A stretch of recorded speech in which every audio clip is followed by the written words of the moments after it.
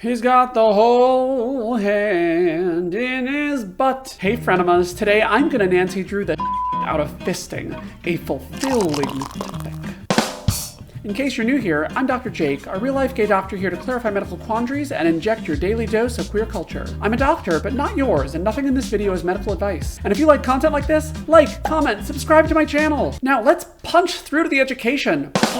The main thing I want to go over in this video is this one paper that goes over all of the fisting literature up to 2016. Now imagine what it must have been like to present this paper at a conference. Fisting, also known as handballing, consists of penetration of the vagina or anus with or without the forearm. Even the late great Maya Angelou couldn't have said it better. Now this review looked at studies concerning 32 patients who had been the receptive partner in fisting, anal or vaginal. For this video, I'm only going to look at cases where the consent of the fistee was present or unknown. I'm not going to look at non-consensual fisting, so trigger warning if you decide to look up this paper on your own. Now, of those 21 patients, 18 of them were anally fisted and 3 of them were vaginally fisted. 1 vaginal fistee and 1 anal fistee died. Importantly, both of those subjects had been drinking. Now keep that fact in your head for a little bit later in the video. And before I even talk about any of the other results, I need to talk about the bias in this paper. This paper suffers from what's called availability bias. Let me give an example.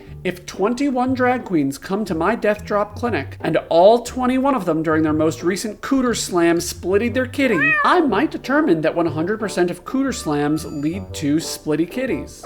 But these queens are available to me because they're presenting for treatment. There are presumably many, many other queens out there that are doing death drops and hopefully getting paid well for it. And most of those queens just aren't coming to my clinic because they weren't injured, so they're not available to me. That's the idea of availability bias. You make conclusions about the things you can see and ignore the things that you don't. I know that there are thousands of people out there, intelligent and beautiful people, being fisted every single day, and many of these brave fistees don't suffer any injury, particularly the people who are being fisted vaginally, because if you think about it, if you can squeeze a baby out of your vagina, presumably you can fit a fist in there too. Now, unfortunately, I don't have a great idea of how many people in the world actually practice fisting, but a study did identify a population in Sydney, Australia of 1,600 gay men who participate in fisting regularly. So about 1 out of 12 of every gay man in that study participates in fisting. But there is some data to be gleaned from all of this because there were 17 men in this study and all of them had anal injury after fisting. Some participants had lacerations or gashes in their colon or large intestine. One guy had a laceration that was so bad that they found pubic hair inside his abdominal wall.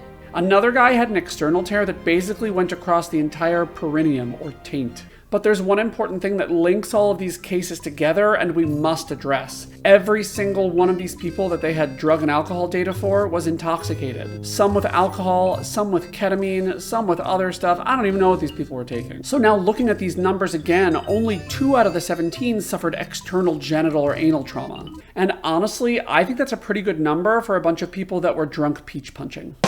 Now this paper only went up until 2016, but there was one other paper in 2017 that didn't really give me a ton of information, but I thought had a great title. Similar mechanisms of traumatic rectal injuries in patients who had anal sex with animals to those who were butt fisted by human sexual partner. And what they saw was that the injuries that come from fisting consensually look very different from the injuries that you have from having sex with a non-human animal. Fascinating. But wait for it. This is the most important part of the video. Let me give you my tips for how to have a safe fisting experience, because fisting can be safe. Here's the summary of what I learned that will help you be a more pleasurable and safe fisting partner. Number 1, fisting overall probably is safe as long as you and your partner use plenty of lubricant. Number 2, avoid fisting while you're intoxicated because that's more likely to lead to injury. Number 3, consent. You need your partner's consent. Number 4, and this is an important point that sort of builds on another video that I made about anal douching. Just remember that everyone in this study had some sort of internal injury, even if it was mild. What that means is that you need to know your partner's HIV status, and if you don't, you need to glove up.